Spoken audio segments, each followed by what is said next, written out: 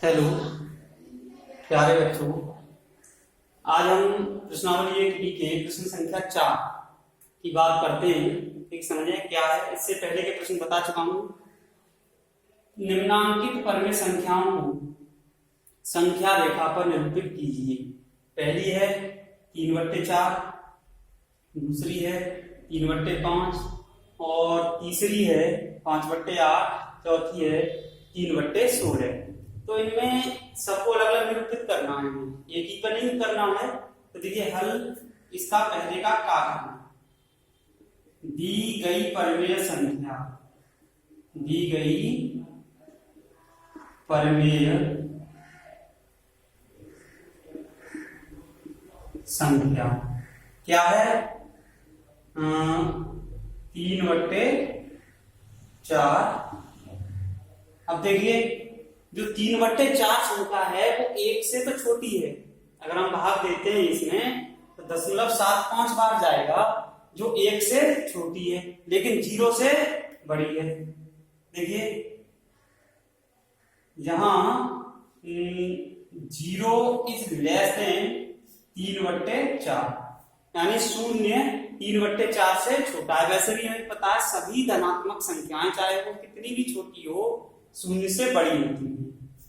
तथा हम देख सकते हैं कि ये संख्या 1 से छोटी है क्योंकि अंश इसका हर से छोटा है। अगर हर से बड़ा होता अंश तो 1 से बड़ी हो जाती। तो ये क्या हो जाएगा 1, और इसको लिख सकते हैं 3/4 इज लेस देन 1, यानी ये 1 से छोटी है और 0 से बड़ी है। तो क्या हो जाएगा, कैसे लिख सकते हैं हम इसको?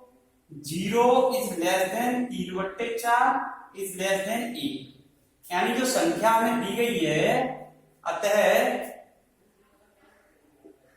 दी गई परमेय संख्या, दी गई परमेय संख्या दो क्रमागत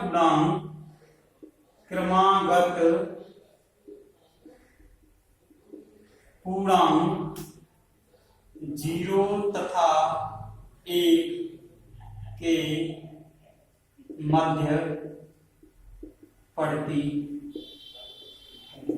अब हमें क्या करना है? अब हमें एक संख्या रेखा बनाएंगे। ध्यान रखें कागज पर जब बनाए तो बड़ी से बड़ी बननी चाहिए, छोटी नहीं हो। यहां पे मान लो ये 0 है, इधर यहां पर मान लिया हमने 1 है, ये आगे जो भी है इधर मान लिया हमने -1 है। क्योंकि हमें जितनी आवश्यकता है, हमारी जो परमेय संख्या है वो 0 और 1 के बीच में आ रही है, इसलिए हमें 0 और 1। अब हम क्या करते हैं, इसमें ध्यान से समझेंगे कि जो दी गई परमेय संख्या है उसके हर को देखते हैं। हर में कितने भाग हैं? 4 भाग। हर में जो संख्या है कितनी? 4 है। तो 0 से 1 के बीच के जो पार्ट में जो हमारे जो स्थान है उसको 4 बराबर भागों में बांट दीजिए। ठीक है। और हमने मान लो इसको नाम दे दिया, ये A और ये B और ये C। कितने भाग हो गए?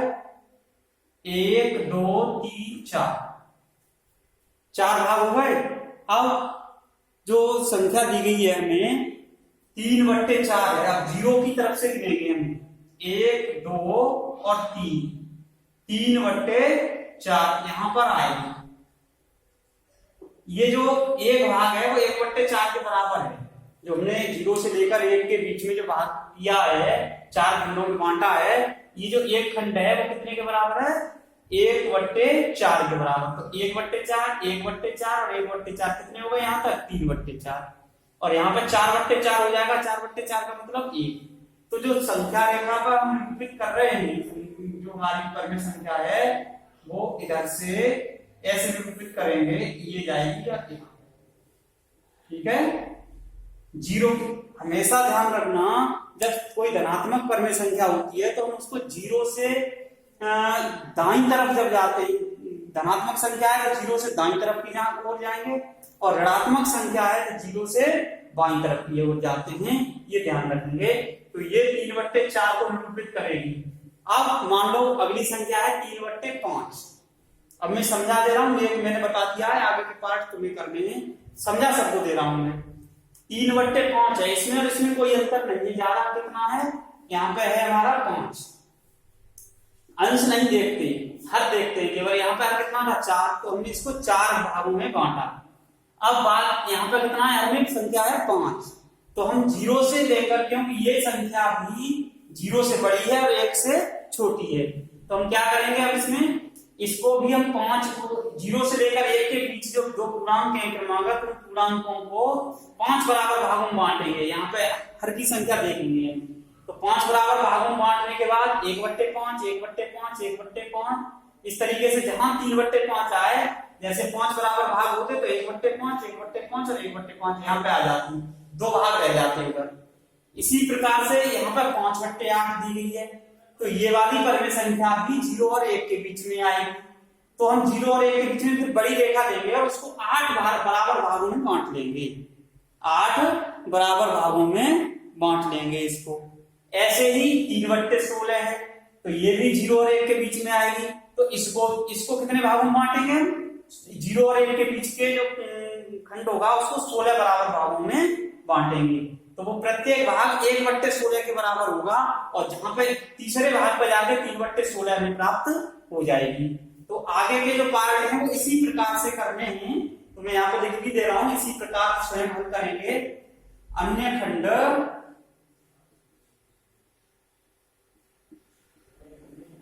इसी प्रकार स्वयं हल करें। ये है अन्य खंड है, मैंने बता दिया, इसी प्रकार से स्वयं हल करने हैं आप लोगों को। अब इसके बाद आता है, इसका स्क्रीनशॉट ले लीजिए।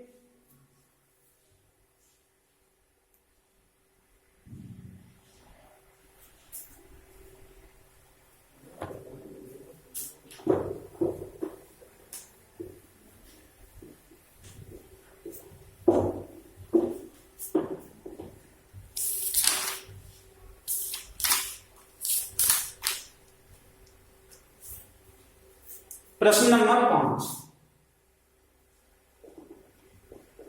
इसके बाद है प्रश्न नंबर 5। निम्नांकित परमेय संख्याओं के जोड़ों में कौन असमान है। निम्नांकित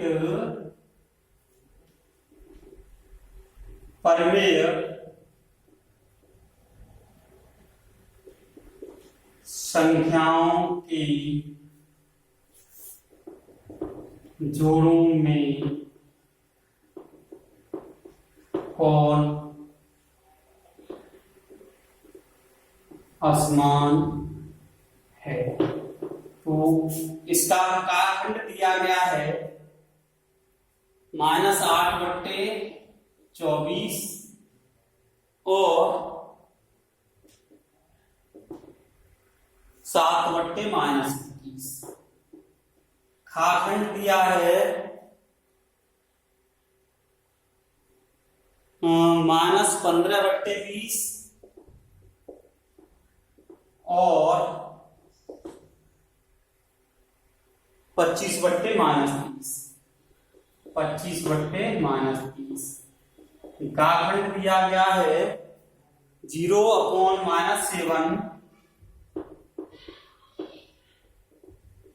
और 0/4। 0/4 और इसका भागखंड दिया गया है -6/10 और 9/-15। 9/-15। ये परमेय संख्याएं हमें दी गई हैं और हमें ये देखना है कि इसमें कौन से जोड़े जो दिए गए हैं असमान हैं। अब मैं इसका हल बताता हूं। देखिए, 2 परमेय संख्या, इससे पहले मैं कुछ बता दूं, तुम लोगों को हालांकि बता चुका हूं, फिर भी एक बार और रिपीट कर रहा हूं। 2 परमेय संख्याएं, परमेय संख्याएं 2 परमेय संख्याएं a/b और C अपॉन D समान होती है यदि A का गुणा D से A गुणा D बराबर B गुणा C।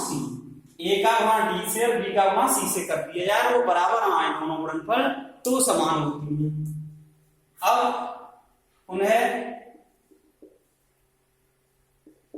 दो परिमेय संख्याएं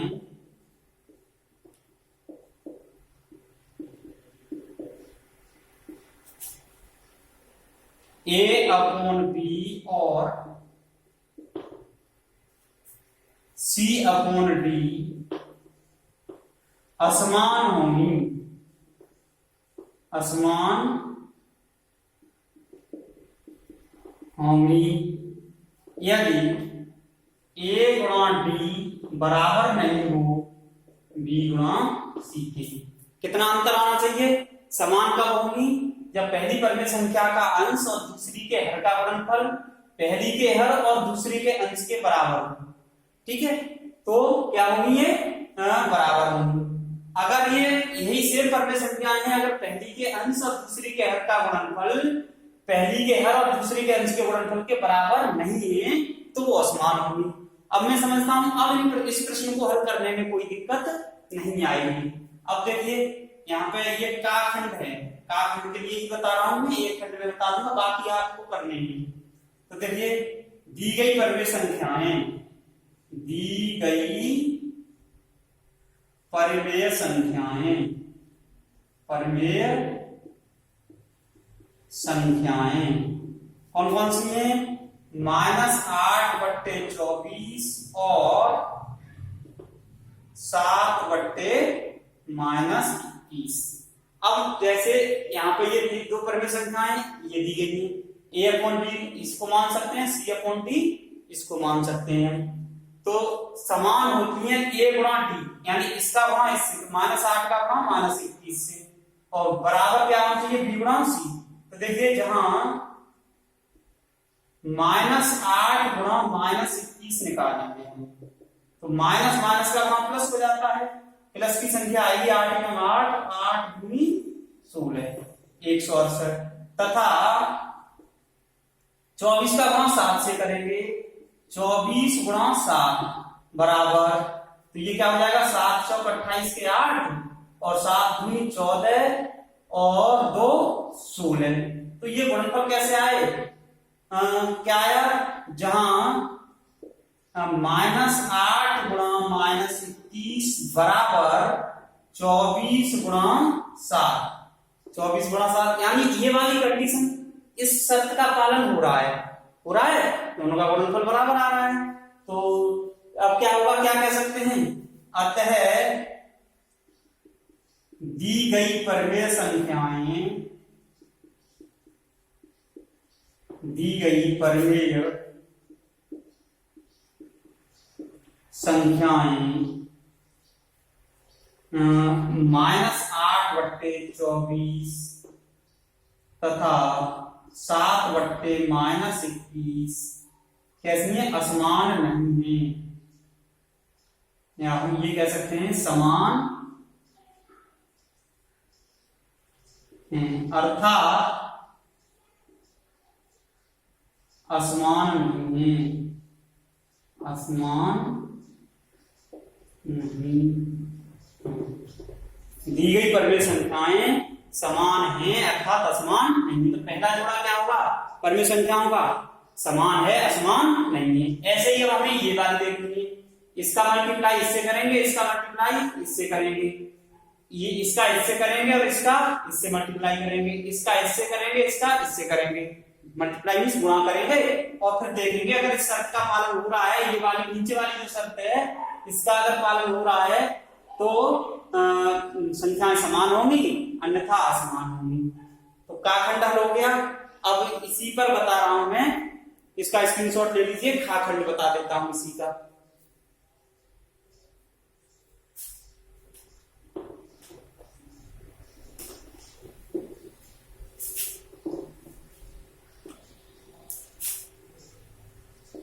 देखिए यहाँ पर हल है खाखंड का।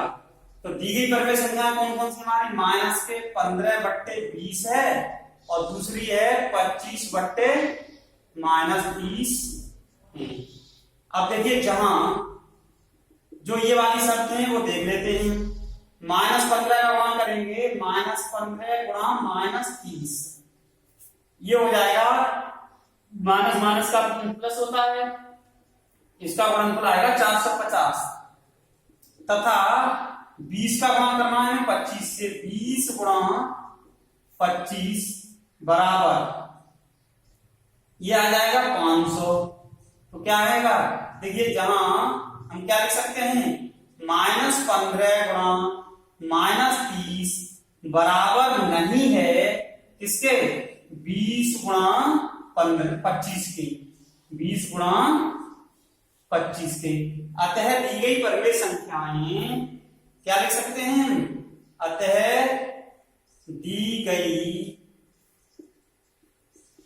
परिमेय